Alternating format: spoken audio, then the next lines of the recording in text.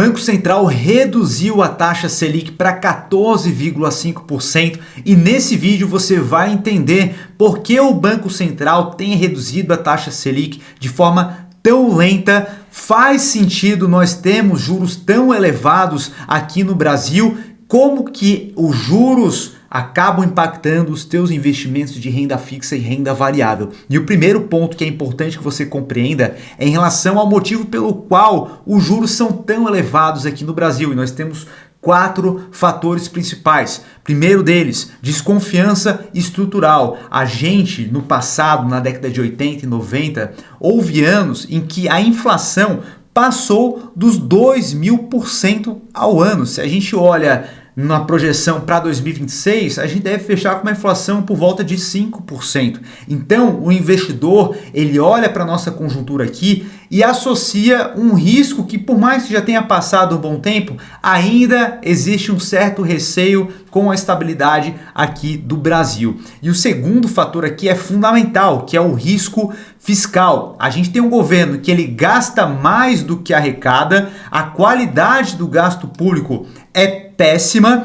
e a trajetória da dívida é extremamente preocupante, porque a gente não é um país desenvolvido que pode se dar ao luxo a ter uma dívida mais elevada, que também é perigoso para eles e para a gente é ainda mais perigoso. Então a gente tem a nossa dívida aumentando, a gente não consegue baixar juros, que acaba precificando o custo dessa dívida, que fica cada vez mais cara à medida que o tempo passa. Então o que o governo fez recentemente? Carga tributária. A gente já tem uma carga tributária gigantesca aqui. É uma das maiores cargas tributárias do mundo. Você está cansado de saber disso.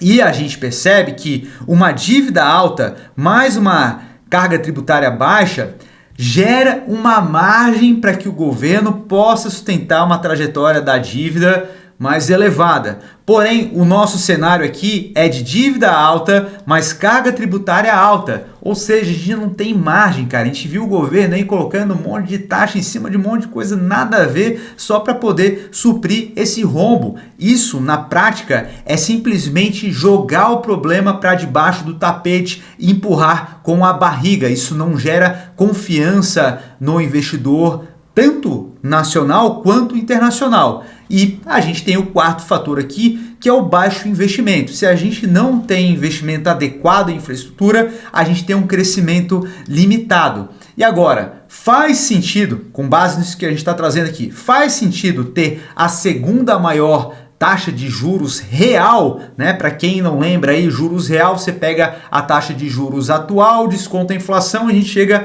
no juros real. E a gente está como o segundo maior juros real, né? E qual que é o contexto? A gente tem aqui, no último ano, o real se apreciou 13%. Então o real subiu bem, né? Ele tinha se desvalorizado no outro ano e agora ele valorizou bem. Isso porque o investidor internacional está olhando mais para a América Latina. Muito por falta de opção em outros mercados. A gente tem no Oriente Médio vários conflitos estourando, então aquela região lá, como a Arábia Saudita, que é uma opção, já não tem sido tanto uma opção para poder alocar por lá. A gente tem ali na região do leste europeu conflitos também que podem ir migrando para outras regiões, talvez, né? A gente tem um cenário geopolítico bastante conturbado. A gente olha para economias mais desenvolvidas como os Estados Unidos, alguns países da Europa, com a precificação dos mercados já esticadas em questão de múltiplos. A gente olha para o mercado brasileiro e América Latina como um todo em PLs bem baixos, né? Então, no momento onde as questões geopolíticas importam demais, a gente olha para o cenário aqui América Latina, aos olhos do investidor internacional, acaba sendo super favorável, tanto por precificação, por segurança da estabilidade estar melhor do que em outras localidades e simplesmente esse dinheiro passa a migrar para cá.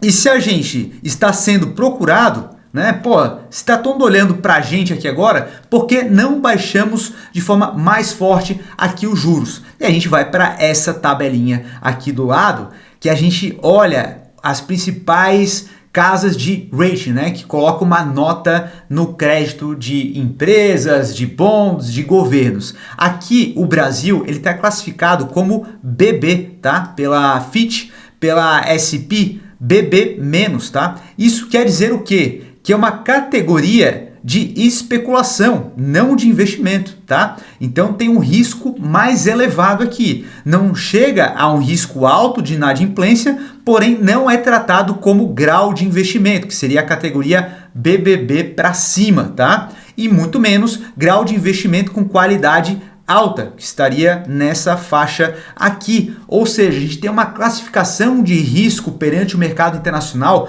bastante baixa, como grau especulativo. Isso quer dizer que o dinheiro que acaba entrando aqui no Brasil, ele muitas vezes não tem o interesse de ficar aqui para longo prazo, algo estrutural, apostando no crescimento, e sim acaba sendo algo de oportunidade com diferencial de juros. O diferencial de juros que a gente tem em outras economias acaba sendo muito grande. Então, com isso, ele simplesmente começa a migrar para cá esse capital internacional, fortalecer a nossa moeda durante um determinado momento. Então, o que pode acontecer se os juros caírem muito forte?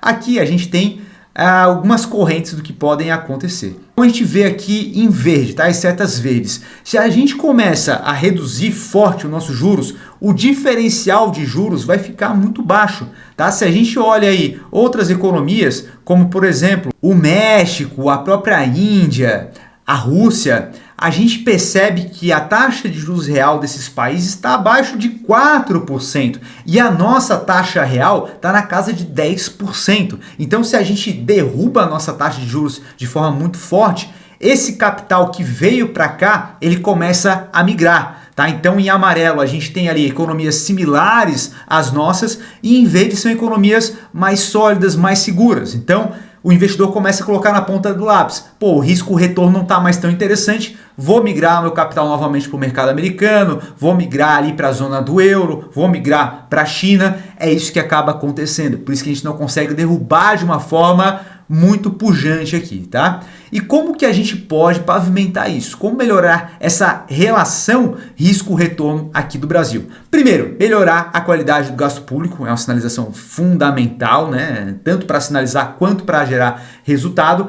Maior responsabilidade fiscal, reformas administrativas que sejam relevantes e não simplesmente para fazer uma média aí com o mercado e focar na industrialização, focar no crescimento do nosso país. A gente teve um momento lá no passado onde a gente estava em paridade com a China e a China decolou na nossa frente justamente por essa forte expansão da infraestrutura deles. E com isso, se a gente consegue iniciar a arrumar a casa, a gente tem o seguinte cenário: a gente começa a ter uma espiral positiva aqui, né? E com isso a gente aumenta o nosso rating, que está super baixo, está na casa de BB, então a gente precisa aumentar esse rating. Com isso, a percepção do investidor internacional começa a reduzir o prêmio de risco, tá? E com isso, o capital ele passa a entrar no Brasil não com o olhar de especular curto prazo, diferencial de juros, e sim passa a entrar com uma tese estrutural de longo prazo de país. Isso é fundamental que a gente traga essa percepção e que a gente comece a gerar resultado nesse sentido. Então o capital ele começa a entrar visando longo prazo e isso traz um crescimento real da nossa economia, que a gente está com um crescimento pífio frente ao que poderia ser, tá? Então qual que é a minha percepção agora sobre os juros, né? Pô, os juros alto, então é justificado dado o cenário que a gente tem? A meu ver, no patamar atual, não, tá? Porque a gente tem uma situação aqui onde a gente tem um baixo crescimento e a inflação está aumentando. E a inflação, a gente tem aí a taxa de juros como um mecanismo para poder conter essa inflação. Porém, ela sozinha não surte efeito. Existem vários fatores que vão além da capacidade do Banco Central ou do próprio governo até conseguir controlar isso. Então a gente tem aí fechamentos desde Hormuz. Não tem para onde fugir, o petróleo vai aumentar. O preço do petróleo aumentando, isso reflete inflação em várias áreas que você consome. Então não tem para onde fugir aqui. Então não, a gente pode subir a taxa de juros para 30%, que não vai diminuir a inflação, vai ter inflação também. E a gente já está com taxa de juros bastante elevada.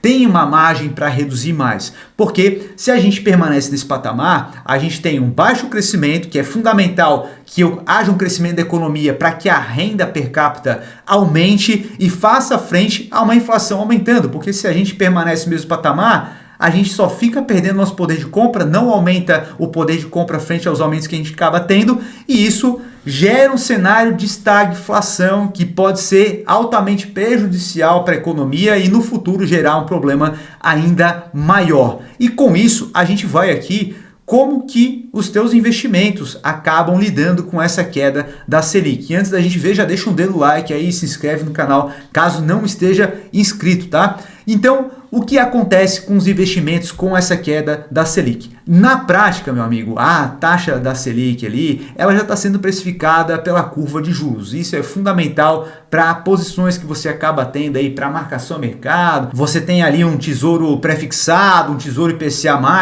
esses títulos eles são precificados na curva, né? Você tem uma taxa que lá no vencimento é aquela taxa, se você manter até o vencimento tá tudo certo, porém a curva de juros acaba mandando muito na precificação de hoje. Então você pode ver aí os teus investimentos oscilando de preço. Só que isso é precificado antes do anúncio da queda de juros. O mercado já espera, já é sabido que essa taxa vai cair. Então como que ela impacta de fato os teus investimentos na hora que ela cai?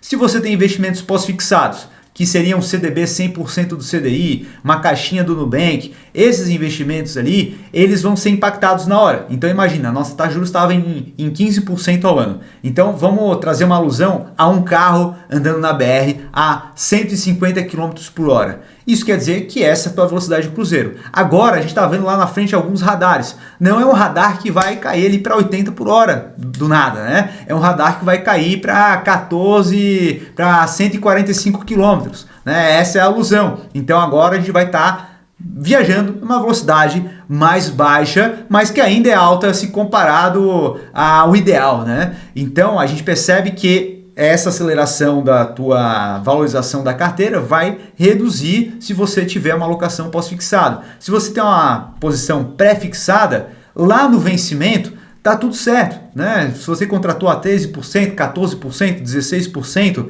tá garantido isso aí até o vencimento, não vai mudar nada. Se você tem uma aplicação ali indexada à inflação, mais uma taxa pré-fixada, a mesma coisa, lá no vencimento não vai mudar nada, você vai ter o acúmulo da inflação mais a taxa pré-fixada. Agora na parte de renda variável, as ações também, cara, o mercado precifica de forma antecipada, então o mercado já sabe que a taxa de juros vai cair nesse momento, já é esperado, né? É algo que vai fazer a bolsa decolar, principalmente numa magnitude tão pequena como essa de 0,25, né?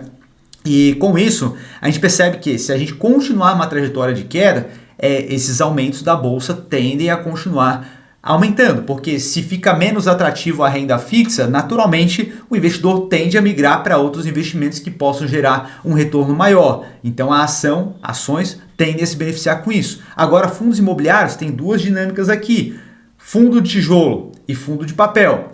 Fundo de tijolo tende a se beneficiar mais com quedas nos juros, porque são imóveis reais que estão ali, que se valorizam, muitos em linha com a inflação ao longo do tempo, e eles geram um rendimento todos os meses. E esses rendimentos, eles estão atrelados muitas vezes ao IPCA, então aquele rendimento não cai de um ano para o outro, ele só aumenta. Então aquele rendimento que você tem, ele fica estável se for um bom fundo imobiliário, e com isso esses fundos eles tendem a se valorizar.